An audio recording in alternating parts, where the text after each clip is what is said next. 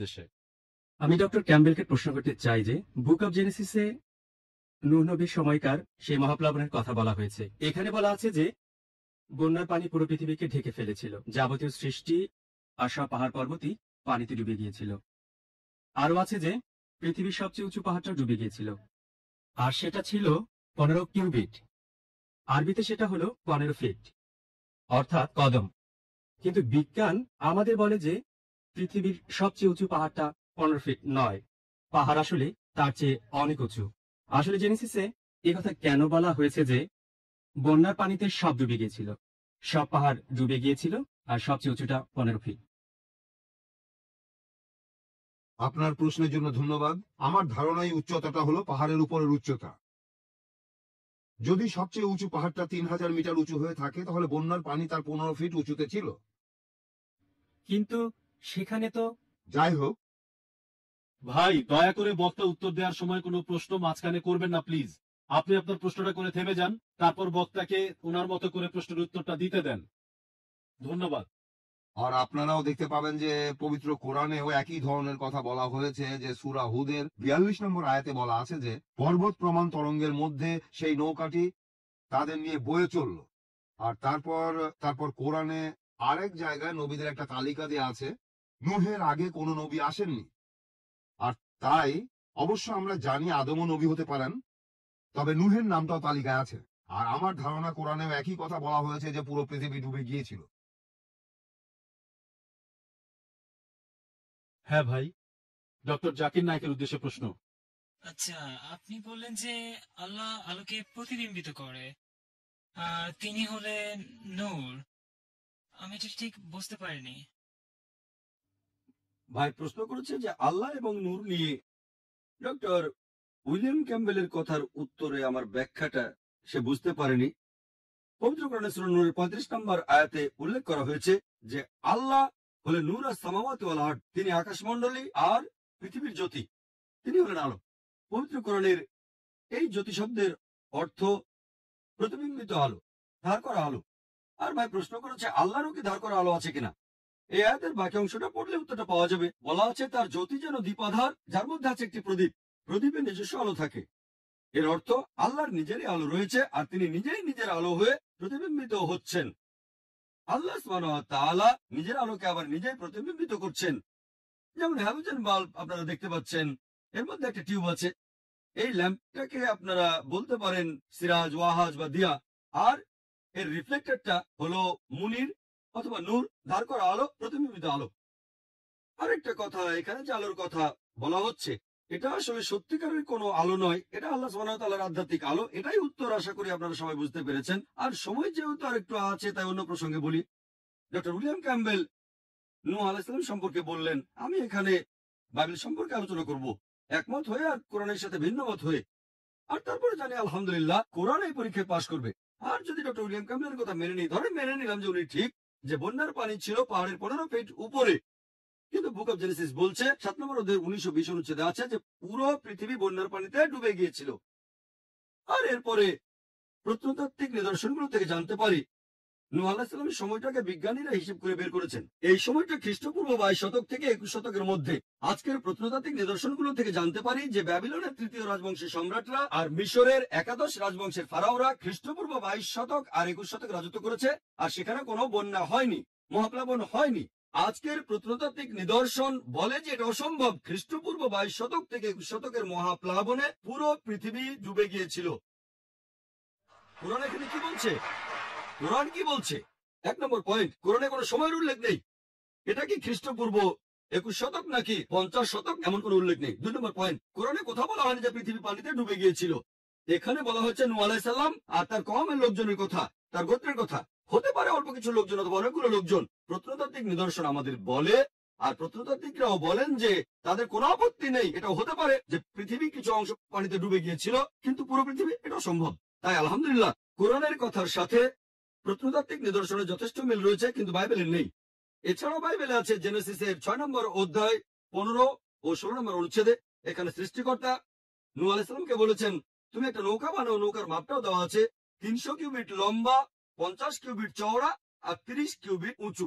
1 cubit মানে 1.5 foot. ভাই এটা ভুল বলেছিলেন, এটা হলো 1.5 ফুট। আর নতুন ইন্টারন্যাশনাল ভার্সনে 450 ফুট লম্বা, 75 ফিট চওড়া, আর আনুমানিক 45 ফিট উঁচু। উচ্চতা হলো 30 কিউবিট। নৌকাটার ঘনত্ব হিসেব করে বের করেছি। এই ঘনত্বটা প্রায় 15 লক্ষ কিউবিক ফিট, আর আয়তন হলো 33,750 স্কোয়ার ফিট। আর বাইবেল বলছে নৌকায় 3 তলা ছিল, 1 তলা 2 তলা 3 তলা, তাহলে 3 দিয়ে গুণ করলে পাবেন 1,01,250 স্কোয়ার ফিট। এটা হলো আয়তন। চিন্তা করেন, পৃথিবীর প্রত্যেকটা প্রাণীর এক জোড়া করে সেই নৌকায় উঠেছিল যেটার আয়তন 1,01,250 স্কোয়ার ফিট। চিন্তা করেন, এটা কি সম্ভব? পৃথিবীতে লক্ষ লক্ষ প্রাণী আছে। যদি বলি এই অডিটোরিয়ামে আজকে 10 লক্ষ মানুষ আছে, বিশ্বাস করবেন? আমার মনে আছে গত বছরের কথা, কেরালাতে একটা লেকচার দিয়েছিলাম, সেখানে 10 লক্ষ লোক এসেছিল। সেটাই ছিল আমার সবচেয়ে বড় সমাবেশ, আলহামদুলিল্লাহ। 10 লক্ষ মানুষ। আমি মানুষজনের শেষ দেখি না, সেটা কোনো অডিটোরিয়ামে হয়নি, হয়েছিল একটা বড় বিচে। সবাইকে দেখতে পাচ্ছিলাম না, শুধু সামনের কয়েকজনকে দেখেছিলাম। সেখানে 10 লক্ষ মানুষ ছিল। আপনারা ভিডিও ক্যাসেট দেখলে বুঝবেন 10 লক্ষ আসলে কত বিশাল। যেমন আরাফাতের ময়দানে হজের সময় 25 লক্ষ লোক একত্রিত হয়, কিন্তু 1,01,250 স্কোয়ার ফিটের মধ্যে অথবা 15 লক্ষ কিউবিক ফিটের মধ্যে এটা কোনোভাবেই সম্ভব না। আর এভাবে সবাই 40 দিন সেখানে ছিল, খাচ্ছে, প্রকৃতিটাকে সাড়া দিচ্ছে। যদি বলি এখানে 10 লক্ষ মানুষ আছে, বিশ্বাস করবেন? তাই নিরপেক্ষভাবে বলতে গেলে বাইবেলের মধ্যে বেশ কিছু বৈজ্ঞানিক ভুল আছে। হ্যাঁ ভাই, এর পরের প্রশ্ন ডক্টর ক্যাম্পবেলের উদ্দেশ্যে, পেছন দিকের মাইক থেকে। হ্যাঁ, আমি প্রশ্নটা করতে চাই, অথবা বলা যায় পরীক্ষাটা করতে চাই ডক্টর ক্যাম্পবেলকে। আপনাকে বাইবেলের সেই ফলসিফিকেশন টেস্টটা দিতে বলছি, যেটা আছে বুক অফ মার্কের 16 নম্বর অধ্যায়ের 17 এবং 18 নম্বর অনুচ্ছেদে। আর আমাদের সবার সামনে আপনি প্রমাণ করে দেখান যে আপনি সত্যিকারের একজন খ্রিস্টান বিশ্বাসী।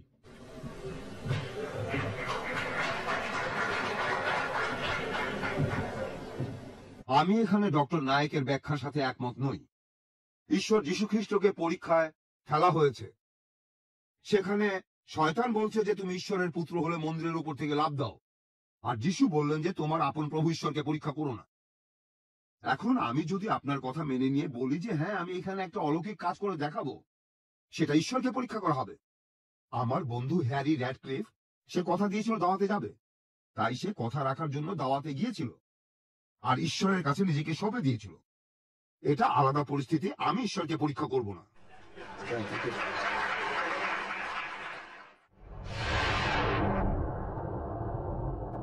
আপনি কি ডক্টর নায়ককে প্রশ্ন করতে চান? প্লিজ। হ্যাঁ ঠিক আছে, আমার প্রশ্ন ডাক্তার জাকির নায়েকের কাছে। খ্রিস্টানরা বৈজ্ঞানিকভাবে ট্রিনিটি ব্যাপারটার ব্যাখ্যা দেওয়ার চেষ্টা করে। এখানে তারা উদাহরণ হিসেবে বলে পানির কথা। পানি 3 আকারে থাকতে পারে, কঠিন, তরল আর বায়বীয়। তার মানে হতে পারে বরফ, পানি বা বাষ্প। একইভাবে একজন ঈশ্বর হলেন 3 জন মিলে একজন, অর্থাৎ পিতা, পুত্র ও পবিত্র আত্মা। এই ব্যাখ্যাটা কি বৈজ্ঞানিকভাবে সঠিক? আপনার উত্তরটা দেওয়ার আগে আমি একটা কথা বলে নিই। আমরা ঈশ্বরকে পরীক্ষা করব না, ঈশ্বরকে পরীক্ষায় ফেলবো না। এখানে ঈশ্বরকে পরীক্ষা করছি না, পরীক্ষা করতে চাচ্ছি মানুষকে। আমরা ঈশ্বরকে পরীক্ষা করব না, তবে আপনাকে পরীক্ষা করছি। ঈশ্বর কথা দিয়েছেন যে কোন বিশ্বাসী যদি বিষ পান করে সে তাহলে মরবে না, সে বিদেশি ভাষায় কথা বলতে পারবে। ঈশ্বরকে পরীক্ষা করছি না, ঈশ্বর ঠিক বলেছেন। তিনি নিশ্চিত করবেন যাতে বিশ্বাসীরা কথা বলতে পারে। আমরা পরীক্ষা করছি আপনি বিশ্বাসী কিনা। এবারে প্রশ্নে আসি। বোন বললেন যে অনেক খ্রিস্টানই বলেন যে বৈজ্ঞানিকভাবে তারা ট্রিনিটির ধারণা প্রমাণ করতে পারবে। যেমন ধরেন, পানি 3 অবস্থায় থাকে, কঠিন, তরল আর বায়বীয়, অর্থাৎ বরফ, পানি আর বাষ্প। একইভাবে ঈশ্বর থাকেন 3 অবস্থায়, পিতা, পুত্র, পবিত্র আত্মা। এর উত্তরে কি বলবো? আর এটা কি বিজ্ঞানসম্মত? বৈজ্ঞানিকভাবে আমি মেনে নিচ্ছি যে পানি 3 অবস্থায় থাকে, কঠিন, তরল, বায়বীয়, বরফ, পানি আর বাষ্প।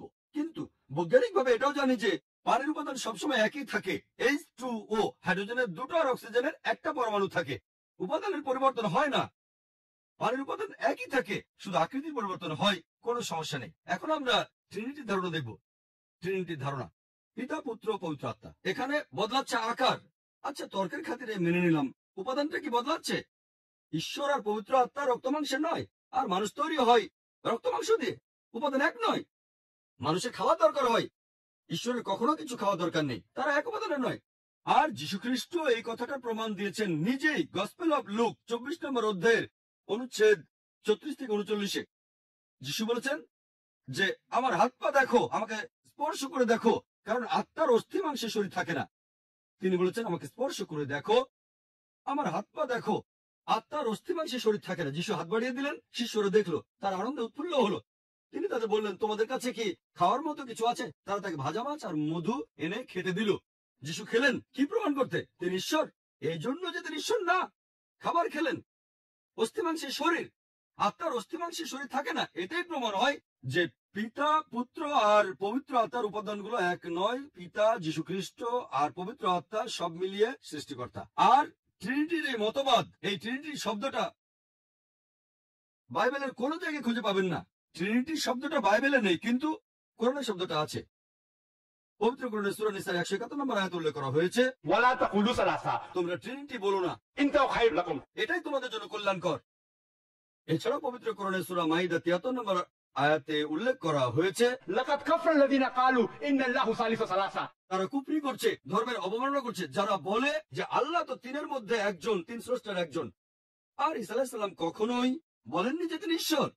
ট্রিনিটির এই মতবাদ বাইবেলের কোথাও নেই। একমাত্র যে অনুচ্ছেদটা ট্রিনিটির কাছাকাছি আসতে পারে সেটা হচ্ছে ফার্স্ট এপিস্টল অফ জনের 5 নম্বর অধ্যায়ের 7 অনুচ্ছেদ। এখানে বলা আছে, স্বর্গের মালিক হলেন তিনজন, পিতা, পুত্র এবং পবিত্র আত্মা, আর এই তিনজন একই।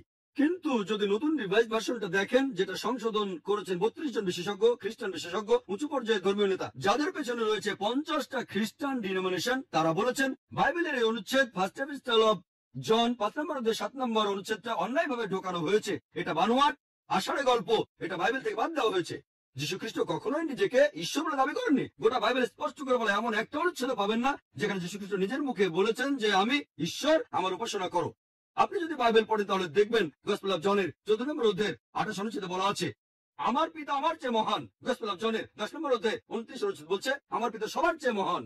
গসপেল অফ ম্যাথিউ 12 নম্বর অধ্যায়ের 28 অনুচ্ছেদে আছে, আমি ঈশ্বরের আত্মার সাহায্যে শয়তানকে তাড়িয়ে দিই। গসপেল অফ লুক 11 নম্বর অধ্যায় 20 নম্বর অনুচ্ছেদ, আমি ঈশ্বরের আঙুলের সাহায্যে শয়তানকে তাড়িয়ে দিই। গসপেল অফ জন 5 নম্বর অধ্যায় 30 নম্বর অনুচ্ছেদ, আমি নিজের থেকে কিছু করতে পারি না।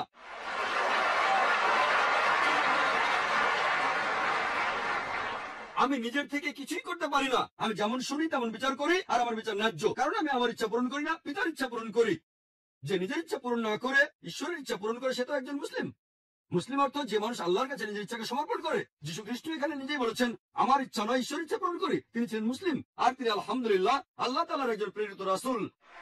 আমরা মানি, বিশ্বাস করি তিনি অলৌকিকভাবে জন্মেছিলেন, কোন পুরুষের ঔরজাত ছিলেন না। বিশ্বাস করি তিনি ঈশ্বরের নির্দেশে মৃত মানুষকে জীবিত করেছেন। আমরা মানি তিনি ঈশ্বরের নির্দেশে অন্ধ আর পঙ্গু মানুষকে সুস্থ করেছেন। আমরা যীশু খ্রিস্টকে সম্মান করি, তিনি ঈশ্বরের একজন প্রেরিত রাসূল, কিন্তু তিনি ঈশ্বর নন। আর ট্রিনিটি নামের কোনো কিছুর অংশও তিনি নন। ট্রিনিটি বলে কিছু নেই। কোরআন বলছে, কুল হুয়াল্লাহু আহাদ, বলো তিনি আল্লাহ এক, অদ্বিতীয়। এর পরের প্রশ্ন ডক্টর ক্যাম্বেল। ক্যাম্বেলের উদ্দেশ্যে এখান থেকে। ধন্যবাদ। হ্যাঁ ভাই, আসসালামু আলাইকুম। আলহামদুলিল্লাহ, প্রথমেই বলি সমস্ত প্রশংসা আল্লাহর, সমস্ত প্রশংসা এই মানব জাতির এক সৃষ্টিকর্তার। আপনাদের আজকের আলোচনা খুবই আকর্ষণীয় ছিল। এই আলোচনায় আমরা সবাই এখানে উপস্থিত, খ্রিস্টান, মুসলমান, সব ধর্মই উপকৃত হয়েছি, সবাই উপকার পেয়েছি। আর আমরা এখানে আজ এসেছি, এখানে আমাদের প্রশ্ন ভাই বোন করেন, এসেছেন। প্রশ্ন করেন প্লিজ। আচ্ছা, বিসমিল্লাহ, আল্লাহর নামে শুরু করছি। Question please. আচ্ছা, আজকে এই আলোচনা অনুষ্ঠানে আমরা যে এসেছি, এতে সবাই উপকার হয়েছে। আর আমি ডক্টর ক্যাম্বেলকে প্রশ্ন করছি, তার পাশাপাশি তার সঙ্গীদেরকেও প্রশ্ন করছি, আজকের এই আলোচনায় আপনাদের কোনো পরিবর্তন কি এসেছে? আপনার চোখ কি এতে খুলেছে? বা অন্তত পক্ষে ইসলাম ধর্ম সম্পর্কে আপনার মনে কি কোনো আগ্রহ তৈরি হয়েছে? আমি আপনার প্রশ্নের উত্তরটা দেওয়ার আগে ডক্টর নায়কের উত্তরটা দেই। ডক্টর নায়ক বললেন যে যীশু খ্রিস্ট কখনো নিজেকে ঈশ্বর দাবি করেননি। বুক অফ মার্ক 14 অধ্যায় 61 অনুচ্ছেদ, তিনি উত্তর দিলেন না। তারপর প্রধান পুরোহিত আবার প্রশ্ন করলো, যীশুকে জিজ্ঞাসা করলো, তুমি কি খ্রিস্ট, তার সন্তান যিনি পরমধন্য? অন্য কথায়, তুমি কি ঈশ্বরের পুত্র খ্রিস্ট? আর যীশু বললেন, হ্যাঁ আমি। তিনি বলেছেন যে তিনি ঈশ্বরের পুত্র, তিনি বলেছেন যে তিনি ঈশ্বর। আর এই কথা বাইবেলও পরিষ্কার বলা আছে। আমি বুঝতে পারছি ডক্টর নায়ক তার সুবিধা মতো অনুচ্ছেদের উদ্ধৃতি দিচ্ছেন, সবগুলোর কথা বলছেন না। উনি আরো বলেছেন যীশু শুধু মানুষই ছিলেন, কিন্তু যীশু এটাও বলেছেন যে তিনি আর তার পিতা একই। বলা হয়েছে আদিতে বাক্য ছিলেন, এবং বাক্য ঈশ্বরের সাথে ছিলেন, এবং বাক্য ছিলেন ঈশ্বর। আর ঈশ্বরই আমাদের মাঝে রক্ত মাংসের শরীর নিয়ে এসেছেন। যিশুর ব্যাপটিজমের সময় ঈশ্বর বললেন যে এই হলো আমার সুপ্রিয় পুত্র।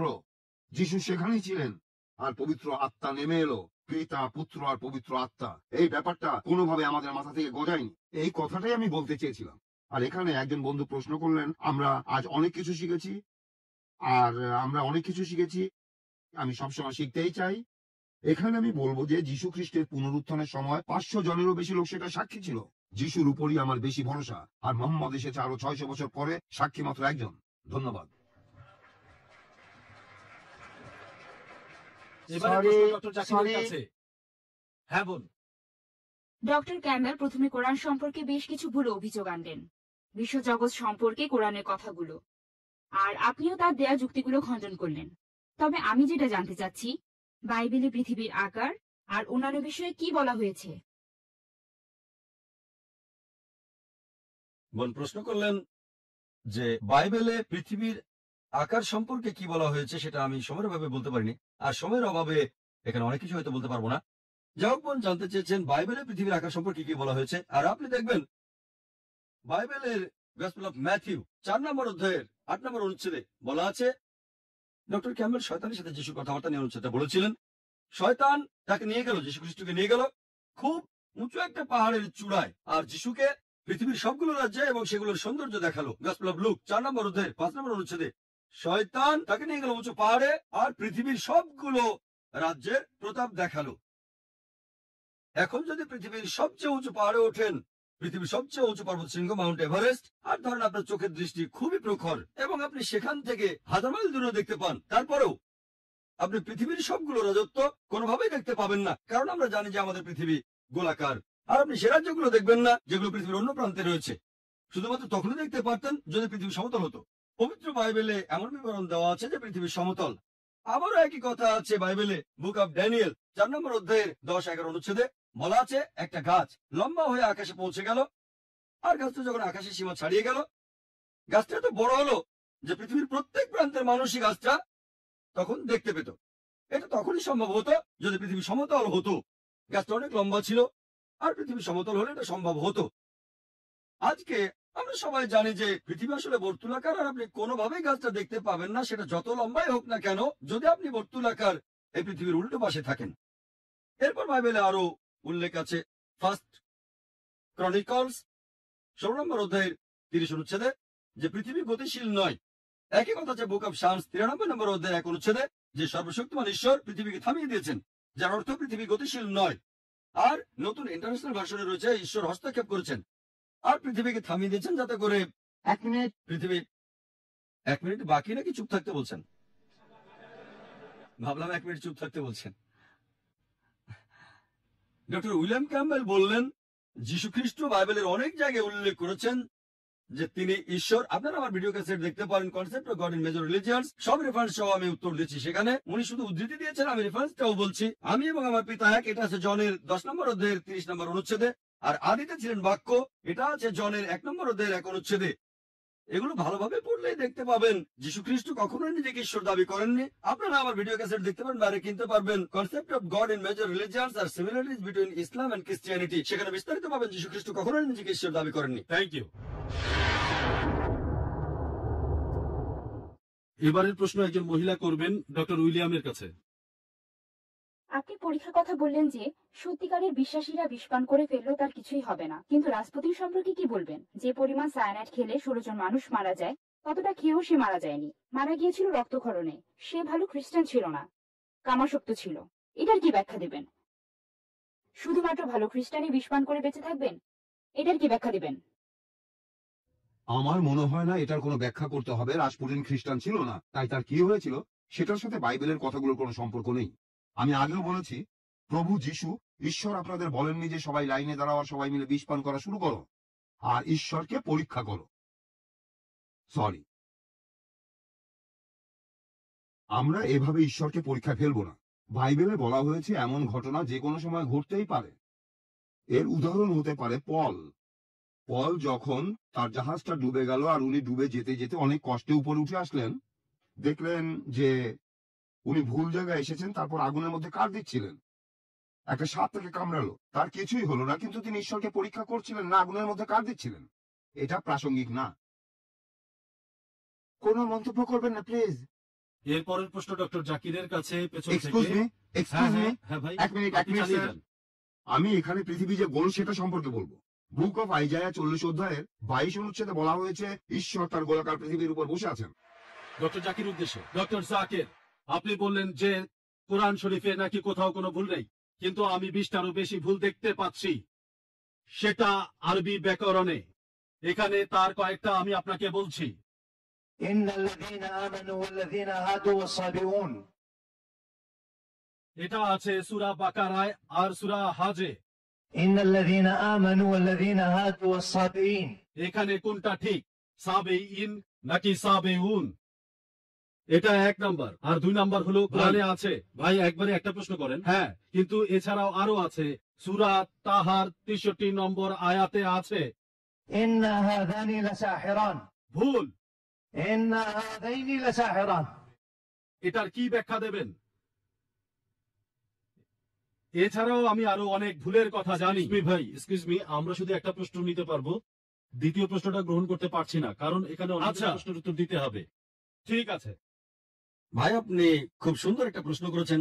আমি আরেকটু সহযোগিতা করতে চাই যে হ্যাঁ, আপনি সবগুলো ব্যাকরণগত ভুলের কথাই বলতে পারেন। আর আপনার হাতের বইটা লিখেছেন আব্দুল ফাদি। আব্দুল ফাদি ঠিক, ইজ দ্য কোরআন ইনফ্যালিয়েবল?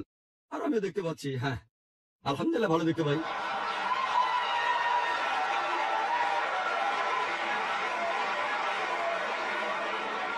আমি এই 20টা ভুলের সবগুলোর উত্তর দেব, কারণ আমি বইটা পড়েছি। আমি সবগুলোর উত্তর দেবো ইনশাআল্লাহ, ইনশাআল্লাহ। 1 নম্বর পয়েন্ট ভাই, 1 নম্বর পয়েন্ট। এখানে 1 নম্বর পয়েন্টটা যে আরবির সব ব্যাকরণ এসেছে কোরআন থেকেই। কোরআন হলো সর্বোচ্চ আরবি বই, যে বইটাতে সবচেয়ে উঁচু মানের সাহিত্য আছে। আরবি ভাষার সব ব্যাকরণ এসেছে কোরআন থেকেই। কোরআন হলো ব্যাকরণের মূল গ্রন্থ, আর কোরআন যেহেতু ব্যাকরণের মূল গ্রন্থ এবং সব ব্যাকরণ এসেছে কোরআন থেকেই, কোরআনে কোনো ভুল থাকতে পারে না। 1 নম্বর পয়েন্ট। 2 নম্বর পয়েন্ট, 2 নম্বর পয়েন্ট, 2 নম্বর পয়েন্ট। ব্যাপারটা এরকম যে একটা রুলার নিলেন, সেই রুলারে গায়ে দাগ কাটা আছে, তারপর বললেন যে মাপটা ভুল হয়েছে। এটা বেশ অযৌক্তিক। 2 নম্বর পয়েন্ট, আরবে আলাদা আলাদা বিভিন্ন গোত্র আছে। আপনি তো আরবি জানেন, ডক্টর উইলিয়াম ক্যামেল আমার সঙ্গে একমত হবেন যে আরবের গোত্রগুলোর মধ্যে ব্যাকরণ মাঝে মধ্যে বদলে যায়। কিছু কিছু আরবীয় গোত্রে যে শব্দটা স্ত্রীবাচক, অন্য আরেকটা গোত্রে সেই শব্দটা হয়তো পুরুষবাচক। একই শব্দ, তবে গোত্র ভেদে বদল হতে থাকে। এমনকি শব্দের লিঙ্গ বদলে যায়। তবে কি আপনি কোরআনকে সবগুলো ব্যাকরণ দিয়ে পরীক্ষা করবেন? না। আর এছাড়াও কোরআনের ভাষা এত উঁচু মানের যে এর কাছাকাছি কোনো সাহিত্য নেই। আর কোরআনের বিরুদ্ধে অনেক বই লেখা হয়েছে, ইন্টারনেটে গেলে দেখবেন 12টা ব্যাকরণের ভুল, 21টা ব্যাকরণের ভুল, আব্দুল ফাদি 20টা ব্যাকরণের ভুল। আপনার কি মনে হয় খ্রিস্টানরা এই ভুলগুলো বের করেছে? কারাই ভুল বের করেছে জানেন? কারা? মুসলিমরাই।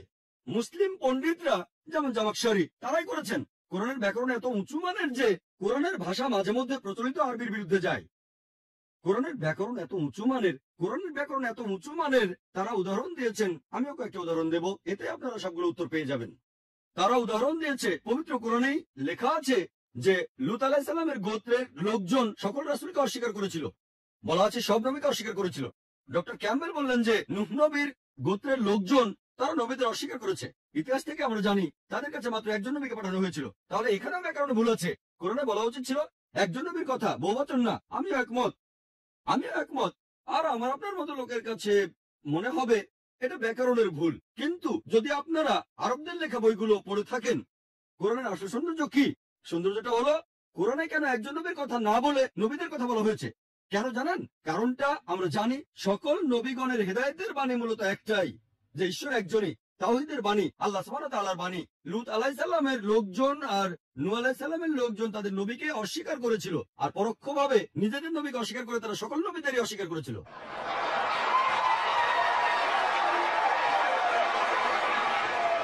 সৌন্দর্যটা দেখেন, ভাষার অলঙ্কার দেখেন, আলহামদুলিল্লাহ। আপনার মনে হতে পারে এটা ব্যাকরণের ভুল, কিন্তু এটা ভুল নয়। একইভাবে নূর সারওয়ার নামে একজন বলেছেন যে কোরআন বলছে কুন ফায়াকুন, হওয়ার হয়ে যায়। এটা নাকি হবে কুন ফা কানা, হওয়া বললে হয়ে যেত। হ্যাঁ, আরবিতে ফার্স্ট টেন্সে কুন ফা কানা হবে, কুন ফায়াকুন নয়। কুন ফায়াকুনের আরো ব্যাপক অর্থ। বলা হচ্ছে আল্লাহ করেছিলেন, করছেন আর করবেন, অতীত, বর্তমান, ভবিষ্যৎ। থ্যাংক ইউ ডক্টর নায়ক। এরপরের প্রশ্ন করবেন সামনের মাইক থেকে, এখান থেকে ডক্টর উইলিয়াম ক্যাম্পবেলের উদ্দেশ্যে। ডক্টর উইলিয়াম ক্যাম্পবেল তার লেকচারে জুলকারনাইনের কথা বললেন, কোরআনের সূরা কাহফের ৮৬ নম্বর আয়াতে আছে, আর বললেন যে জুলকারনাইন হলো আলেকজান্ডার দ্য গ্রেট। আপনি কি কোনোভাবে প্রমাণ করতে পারবেন জুলকারনাইনই হলো আলেকজান্ডার দ্য গ্রেট?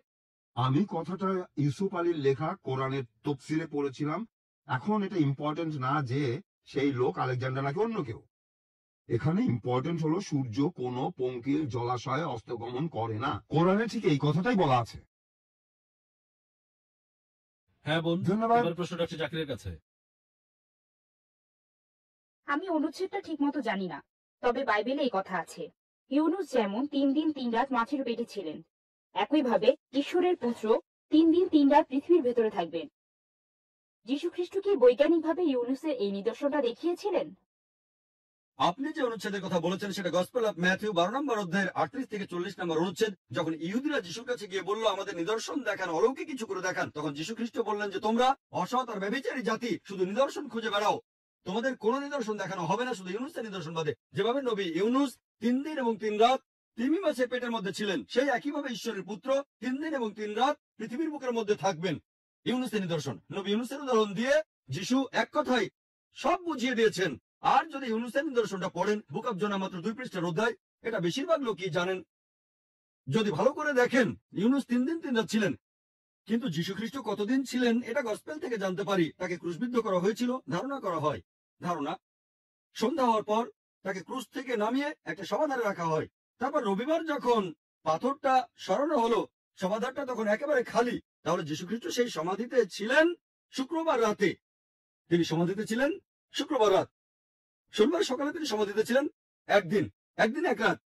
তারপর শনিবার রাতেও সেখানে ছিলেন, অর্থাৎ 2 রাত 1 দিন। 2 রাত আর রবিবার সকালে সমাধি খালি।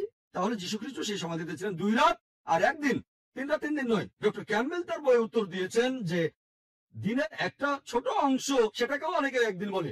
যদি আমার কাছে কোনো রোগী আসে যে অসুস্থ ছিল শনিবার রাতে আর সোমবার সকালে, তাকে জিজ্ঞেস করলাম আপনি কতদিন অসুস্থ ছিলেন, সে বলবে 3 দিন।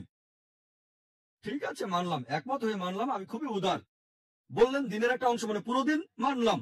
তাহলে শনিবার দিনের একটা অংশ পুরো দিন, রবিবার দিনের একটা অংশ পুরো দিন, মানলাম, ভালো। সোমবার দিনের একটা অংশ পুরো 1 দিন, কোনো সমস্যা নেই। যদি রোগী বলে 3 দিন, আপত্তি করবো না। কিন্তু কোন রোগী কখনোই বলবে না 3 দিন আর 3 রাত। আমি চ্যালেঞ্জ করলাম। আমি আলহামদুলিল্লাহ আমি অনেক রোগী দেখেছি, এখন পর্যন্ত কোনো রোগী দেখিনি, খ্রিস্টান মিশনারিও দেখিনি যে আমাকে এভাবে বলবে। ধরলাম সে গতকালের আগের রাত থেকে অসুস্থ, আর সে বলছে 3 দিন এবং 3 রাত। যীশু খ্রিস্ট শুধু 3 দিনের কথা বলেননি, যীশু খ্রিস্ট এখানে বলেছিলেন 3 দিন এবং 3 রাত। তাহলে এটা একটা গাণিতিক ভুল। বৈজ্ঞানিকভাবে যীশু খ্রিস্ট এই কাজটা করে দেখাননি। আর এছাড়াও যীশু বলেছিলেন ইউনুস যেভাবে ছিলেন ঈশ্বরের পুত্র সেভাবেই থাকবেন। ইউনুস কিভাবে ছিলেন? ইউনুস তিমি মাছের পেটে ছিলেন। কিভাবে? সেই মাছের পেটে। জীবিত না মৃত? জীবিত। যখন তাকে তীরে ফেলে দেওয়া হয় তখন জীবিত। সেই তিমি মাছের পেটে যখন সমুদ্রের মধ্যে ঘুরছিলেন, জীবিত না মৃত? জীবিত। সৃষ্টিকর্তার কাছে প্রার্থনা করলেন, জীবিত না মৃত? জীবিত। মাছটা তাকে সমুদ্রের তীরে ফেলে দিল, জীবিত না মৃত? জীবিত, জীবিত, জীবিত, জীবিত। যখন কোনো খ্রিস্টানকে জিজ্ঞেস করি সেই সমাধি কক্ষের ভেতরে যীশু খ্রিস্ট কিভাবে ছিলেন সেই সমাধারে, জীবিত না মৃত, তারা বলবেন মৃত। জীবিত? আলহামদুলিল্লাহ। আপনি কি খ্রিস্টান? যদি তিনি জীবিত থাকেন আলহামদুলিল্লাহ, তাকে ক্রুসিফাই করা হয়নি। যদি তিনি মৃত হন তাহলে নিদর্শন দেখাননি। আমার ভিডিও ক্যাসেট দেখতে পারেন, was Jesus Christ peace be upon him really crucified. আমি প্রমাণ করেছি যীশু খ্রিস্টকে ক্রুসিফাই করা হয়নি। পবিত্র কোরআনে সূরা নিসার 157 নম্বর আয়াতে উল্লেখ করা হয়েছে, তারা তাকে হত্যা করেনি, ক্রুশবিদ্ধ করেও মারেনি, কিন্তু তাদের এমন মতিভ্রম হয়েছিল। ধন্যবাদ ডক্টর নায়ক। এবারের প্রশ্ন ডক্টর উইলিয়ামের কাছে। ডক্টর ক্যাম্পবেল, যেহেতু আপনি একজন মেডিকেল ডাক্তার, আপনি কি মেডিকেল সায়েন্স অনুযায়ী বাইবেলে কিছু অনুচ্ছেদের ব্যাখ্যা দিতে পারবেন? কারণ এগুলোর ব্যাপারে এখনো কোনো মন্তব্য করেননি, যেমন জীবাণু মুক্ত করতে রক্ত ছড়ানো, ব্যভিচারের জন্য তেতো পানির পরীক্ষা। সবচেয়ে ইম্পর্টেন্ট যেটা, একজন মহিলা দ্বিগুণ সময় নোংরা থাকবে যদি সে পুত্র সন্তানের জন্ম না দিয়ে কন্যা সন্তানের জন্ম দেয়।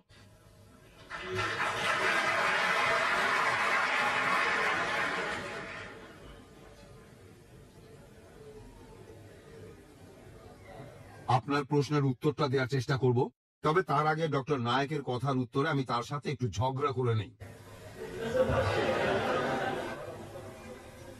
বাইবেলে বলা আছে পরের দিন যীশু খ্রিস্টকে ক্রুশবিদ্ধ করার পরের দিন প্রধান পুরোহিত দেখা করলো পাইলেটের সাথে আর বলল যে আমাদের মনে আছে সে যখন বেঁচে ছিল তখন সে বলেছিল 3 দিন পর আমি আবার ফিরে আসব।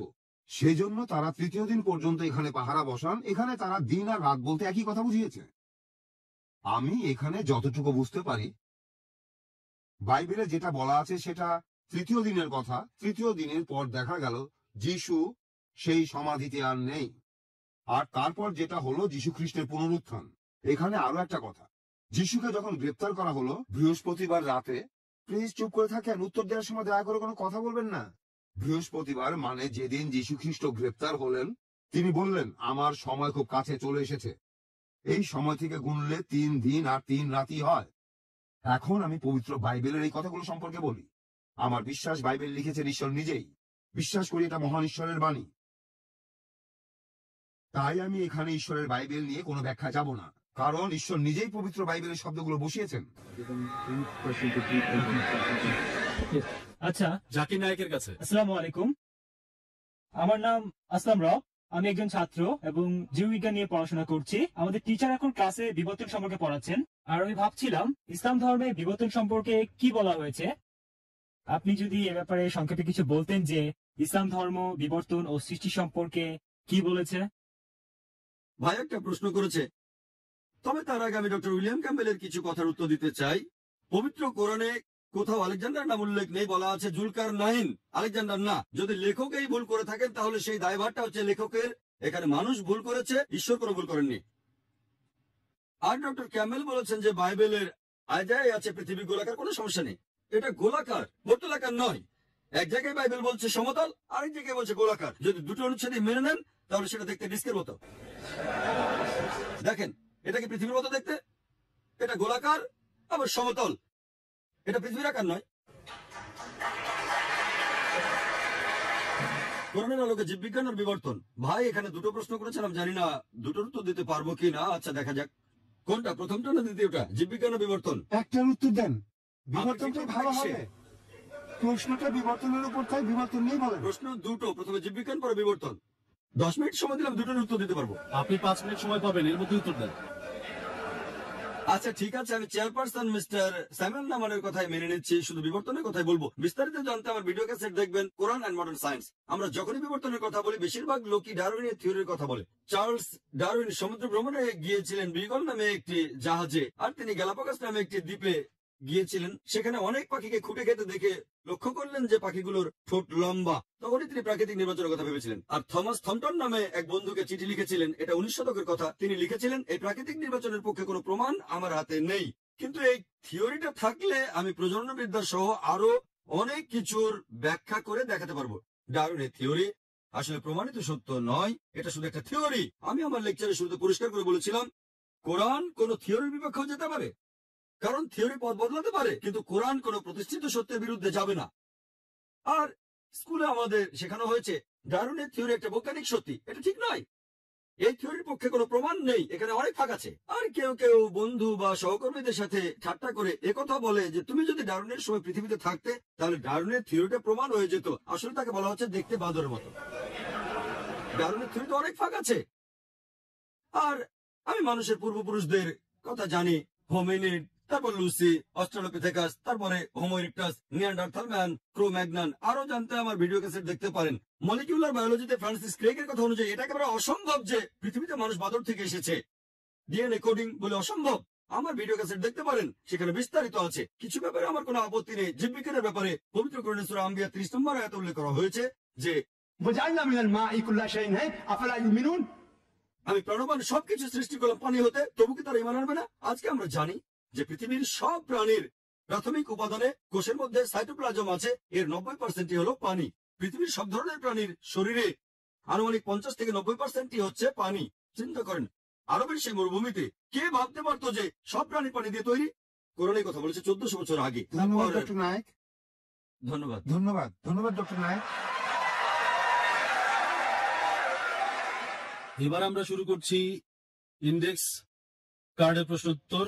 আর এখানে আমাদের সামনে বক্স আছে ডক্টর ক্যাম্বেলের জন্য আর ডক্টর জাকিরের জন্য। আমরা বক্সটা ঘুরিয়ে দিচ্ছি যেন তারা তাদের নাম দেখতে না পায়।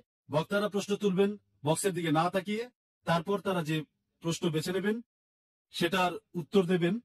প্রথম প্রশ্ন ডক্টর উইলিয়াম ক্যাম্বেলের জন্য, তারপর প্রশ্ন জাকির নায়কের জন্য। আমি প্রশ্নটা পড়েছি, তবে তার আগে বলে নেই যে পৃথিবীর সবকিছুই পানি দিয়ে তৈরি। এটা তো অবশ্যই হবে। আপনি একটা ছাড় পোকা চ্যাপ্টা করে ফেলেন, দেখবেন পানি। প্রত্যেকটা জীবজন্তুই পানি দিয়ে তৈরি, আমরা সবাই জানি, এটা অলৌকিক কিছু নয়।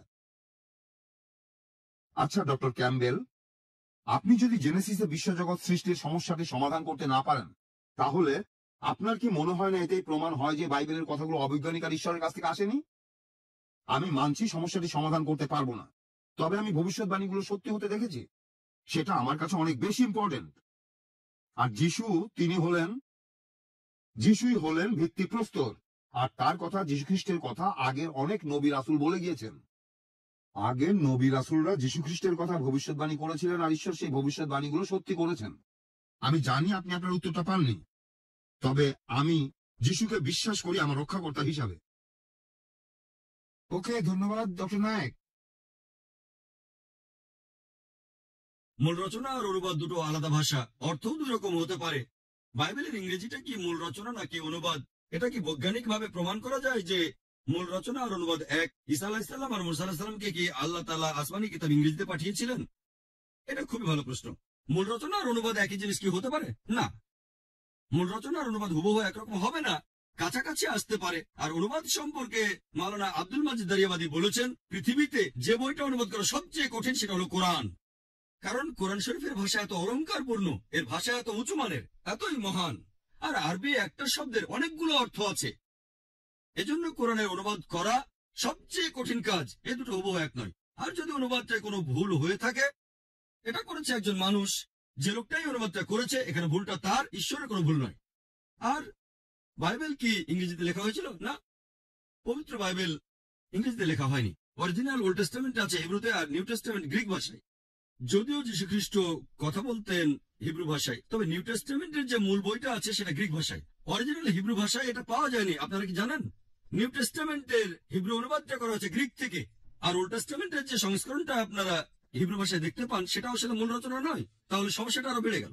আর এই জন্য বাইবেলে ভুল থাকতে পারে। তবে কোরআনে আলহামদুলিল্লাহ মূল আরবিটাই এখনো আছে। মূল রচনাটা আলহামদুলিল্লাহ বৈজ্ঞানিকভাবে প্রমাণিত, এটাই মূল রচনা। এখন কথা হলো, ঈসা আলাইহিস সালাম আর মুসা আলাইহিস সালামের উপর কোন আসমানি কিতাব নাজিল হয়েছিল? আর আমি একথা আগেও আমার লেকচারে বলেছি, আমরা বিশ্বাস করি, আর পবিত্র কোরআনে সূরা রদের 38 নম্বর আয়াতে উল্লেখ করা আছে যে আল্লাহ সুবহানাহু ওয়া তাআলা পৃথিবীতে অনেক আসমানি কিতাব পাঠিয়েছেন। এদের মধ্যে 4টা নাম বলা আছে, তাওরাত, জাবুর, ইনজিল আর কোরআন। তাওরাত হলো সেই ওহী যেটা নাজিল হয়েছিল মুসা আলাইহিস সালামের উপর। জাবুর হলো সেই আসমানি কিতাব যেটা নাজিল হয়েছিল দাউদ আলাইহিস সালামের উপর। ইনজিল হলো সেই আসমানি কিতাব যেটা নাজিল হয়েছিল যীশু খ্রিস্টের উপর। আর কোরআন হলো সর্বশেষ ও চূড়ান্ত আসমানি কিতাব, নাজিল হয়েছিল সর্বশেষ ও চূড়ান্ত নবী মুহাম্মদ সাল্লাল্লাহু আলাইহি সাল্লামের উপর। আমরা বিশ্বাস করি বাইবেল আর যীশু খ্রিস্টের উপর নাজিল হওয়া ইনজিল একই বই নয়। Thank you sir. এবার ডক্টর ক্যাম্বেল।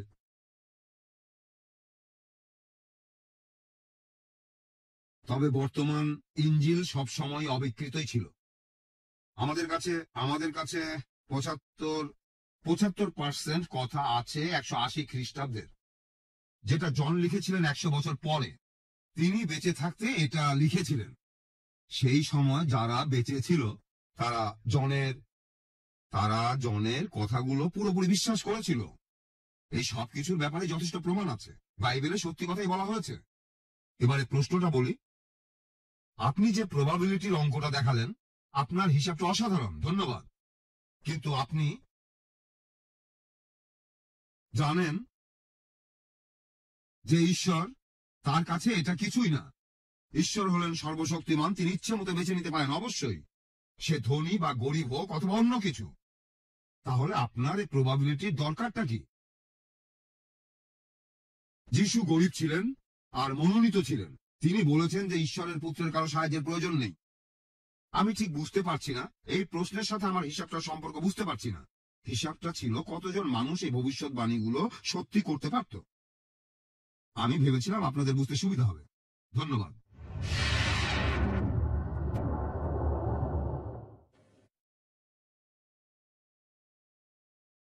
এটা আমরা সবাই এটা দেখলাম।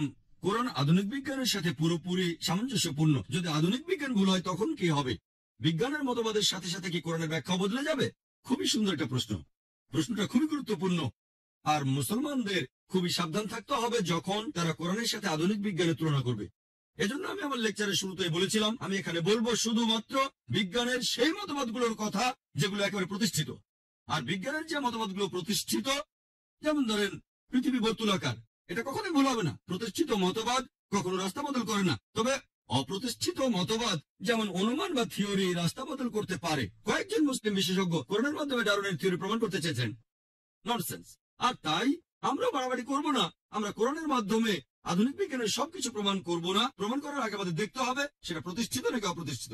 যদি প্রতিষ্ঠিত হয় আলহামদুলিল্লাহ প্রমাণ করা যাবে। কোরআনের কোনো কথাই তার বিরুদ্ধে যাবে না। মতবাদটা অনুমান হয়ে থাকলে সেটা ঠিক হতে পারে, আবার ভুলও হতে পারে। যেমন বিগ ব্যাং থিওরি, এটা আগে ছিল অনুমান। এটা ছিল অনুমান। আজকে প্রমাণিত হওয়ার পর যখন স্টিফেন হকিং আর অন্যান্য বিজ্ঞানীরা প্রমাণ করলেন যে এটা প্রতিষ্ঠিত, তাহলে বিগ ব্যাং এর থিওরি আজকে প্রতিষ্ঠিত। কয়েকদিন আগে ছিল অনুমান, সেটা যখন প্রতিষ্ঠিত আমরা ব্যবহার করব। আরেকটা অনুমান আছে যে পুরো মানুষ জাতি এসেছে একটা যুগল থেকে, আদম আর হাওয়া। এটা প্রমাণ করতে চাচ্ছি না, কারণ বিজ্ঞান এটা প্রতিষ্ঠিত নয়। কোরআনে এই কথা বলা আছে। কোরআনে এই কথা বলা আছে যে মানুষ এসেছে একটি যুগল থেকে, আদম আর হাওয়া, কিন্তু এটা প্রমাণ করছি না, কারণ এটা কোনো প্রতিষ্ঠিত সত্য নয়। তাই আমরা যখন তুলনা করব পবিত্র কোরআন আর আধুনিক বিজ্ঞানের মতবাদ, খেয়াল রাখতে হবে আমরা শুধু সেই মতবাদগুলোই পরীক্ষা করব যেগুলো প্রতিষ্ঠিত সত্য, কোনো অনুমান নয়। কারণ আধুনিক বিজ্ঞানের চেয়ে কোরআন অনেক উপরে। পবিত্র কোরআন আল্লাহর বাণী, এটা প্রমাণ করার জন্য আধুনিক বিজ্ঞানের সাহায্য নেব না, একদমই না। এখানে মনে রাখতে হবে মুসলিমদের জন্য কোরআন হলো চূড়ান্ত মতবাদ। নাস্তিকের কাছে আর অমুসলিমদের কাছে হতে পারে বিজ্ঞান চূড়ান্ত মতবাদ। আমি যেটা করছি, নাস্তিকের যে মতবাদ আছে সেই মতবাদটা নিচ্ছি, আর কোরআনে মুসলিমদের মতবাদের সাথে সেটা তুলনা করছি। বিজ্ঞানের সাহায্য নিয়ে প্রমাণ করতে চাচ্ছি না যে কোরআন আল্লাহ তাআলার বাণী। আমি যেটা করছি দুটোর মধ্যে তুলনা করছি। কোরআন যে উপরে সেটা দেখাচ্ছি। আধুনিক বিজ্ঞানে সেদিন যে কথাটা বলেছে কোরআন সেই কথা বলেছে 1400 বছর আগে। তাই প্রমাণ করতে চাচ্ছি আমাদের মতবাদ, মুসলমানদের মতবাদ, কোরআন অন্য মতবাদের চেয়ে অনেক উপরে, অর্থাৎ বিজ্ঞান। তাই আমাদের কোরআনকে বিশ্বাস করা উচিত। কোরআনই সবার উপরে। আশা করি উত্তরটা পেয়েছেন। Thank you sir. প্রশ্ন ডক্টর উইলিয়াম ক্যাম্বেলের জন্য। শেষ দুইটা প্রশ্ন, দুইজন বক্তাই শেষ প্রশ্নের উত্তর দেবেন। এবারে ডক্টর ক্যাম্বেলের জন্য ইন্ডেক্স কার্ডের শেষ প্রশ্ন, এরপর ডক্টর জাকির নায়েক শেষ প্রশ্নের উত্তর দেবেন। দর্শকদের বলবো একটু শান্ত হয়ে বসুন আপনারা।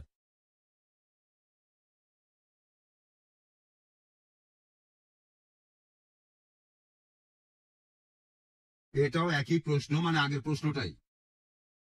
ডক্টর ক্যাম্বেল এখানে ডক্টর নায়েকের সাথে একমত যে বাইবেলে ভুল রয়েছে, এটার কোনো সমাধান নেই। তার অর্থ কি এই যে ডক্টর ক্যাম্বেল মেনে নিলেন বাইবেলে ভুল আছে, সুতরাং এটা ঈশ্বরের বাণী নয়? বাইবেলে এমন অনেক কথা আছে যেগুলোর ব্যাখ্যা আমি দিতে পারবো না। এই মুহূর্তে আমার কাছে কোনো ব্যাখ্যা নেই, আর আমি অপেক্ষা করব যে ভবিষ্যতে হয়তো এগুলোর ব্যাখ্যা করতে পারবো। এমন অনেক প্রত্নতাত্ত্বিক আবিষ্কার রয়েছে যেখানে বাইবেলের কথাই সত্যি হয়েছে, বিভিন্ন শহরের ব্যাপারে, আর কে রাজা ছিল এমন কিছু ব্যাপারে। এটাতেই প্রমাণ হয় যে বাইবেলে ইতিহাস সম্পর্কে সত্যি কথাই বলা আছে।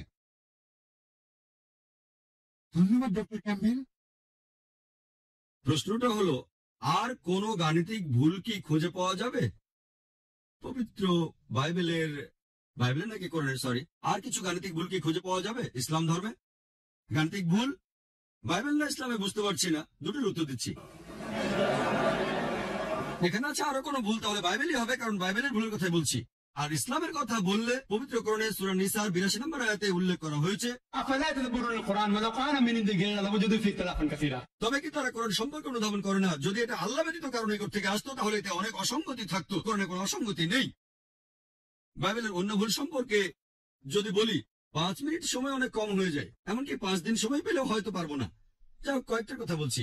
এটার উল্লেখ আছে 2 কিংসে 8 নম্বর অধ্যায় 26 নম্বর অনুচ্ছেদে। বলা হয়েছে যে আহাজিয়া 22 বছর বয়সে রাজ্য শাসন শুরু করে। 2 ক্রনিকলস 22 নম্বর অধ্যায় 2 নম্বর অনুচ্ছেদ বলছে যে আহাজিয়া 42 বছর বয়সে রাজ্য শাসন শুরু করে। তার বয়স 22 বছর ছিল নাকি 42 বছর ছিল? পরস্পর বিরোধী কথা। আর এছাড়াও 2 ক্রনিকলস 21 নম্বর অধ্যায় 20 নম্বর অনুচ্ছেদে আছে যে জেহরাম অর্থাৎ আহাজিয়ার বাবা রাজ্য শাসন শুরু করে 32 বছর বয়সে, রাজত্ব করে 8 বছর, আর 40 বছর বয়সে সে মারা যায়। তারপরে আহাজিয়া পরবর্তী শাসক হলো, তখন তার বয়স 42 বছর হলো। বাবা মারা গেলেন 40 বছর বয়সে, তারপরে তিনি রাজা হলেন, আর তখন তার বয়স 42 বছর। কিভাবে ছেলের বয়স বাবার চেয়ে 2 বছর বেশি হয়? বিশ্বাস করেন, এমনকি হলিউড ফিল্মেও এমন কিছু দেখতে পাবেন না।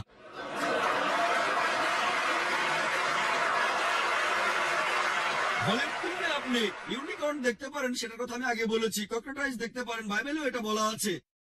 ককটেলাইজ আর দেখতে পারেন ড্রাগন, সর্পদানব, কিন্তু সেখানেও এটা দেখতে পাবেন না যে কোনো ছেলে তার বাবার চেয়ে 2 বছরের বড়। এটা কোনো অলৌকিক কাজ নয়, অলৌকিক ভাবে এটা সম্ভব নয়, অসম্ভব। অলৌকিক ভাবে কুমারী মায়ের গর্ভে জন্ম নিতে পারে, কিন্তু অলৌকিক ভাবে এটা হবে না যে ছেলে তার বাবার চেয়ে 2 বছরের বড় হতে পারে।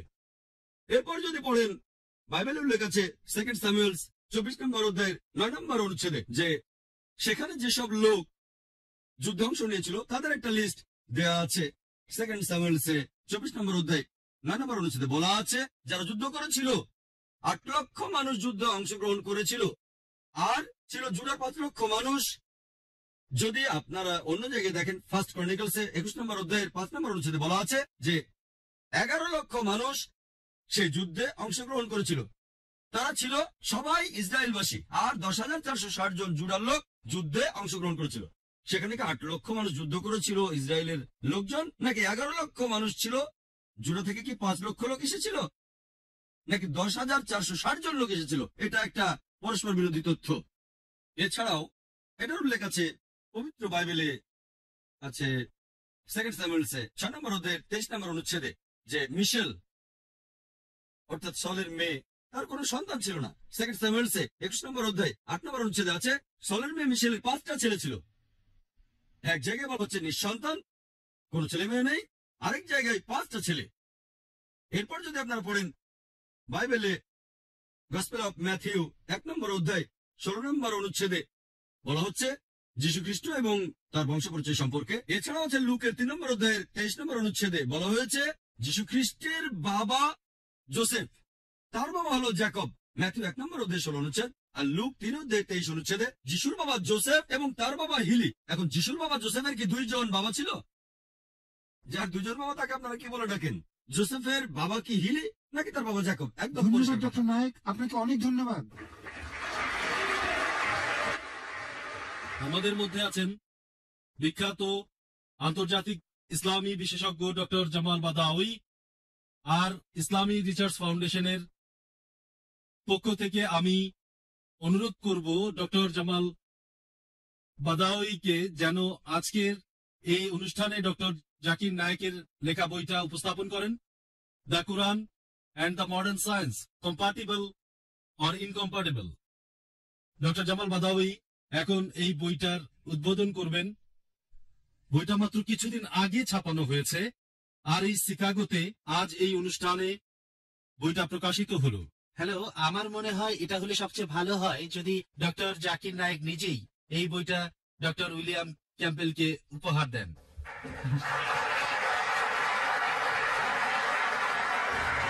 ধন্যবাদ ডক্টর ক্যাম্পবেল, ধন্যবাদ।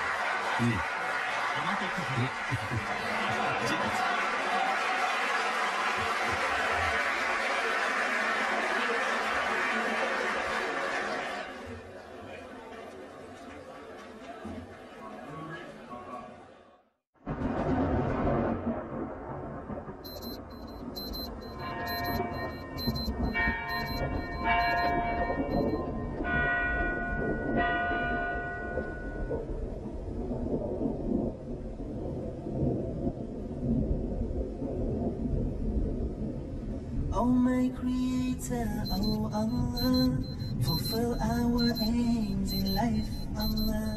Forgive our sins, Ya Allah. Oh Allah, the most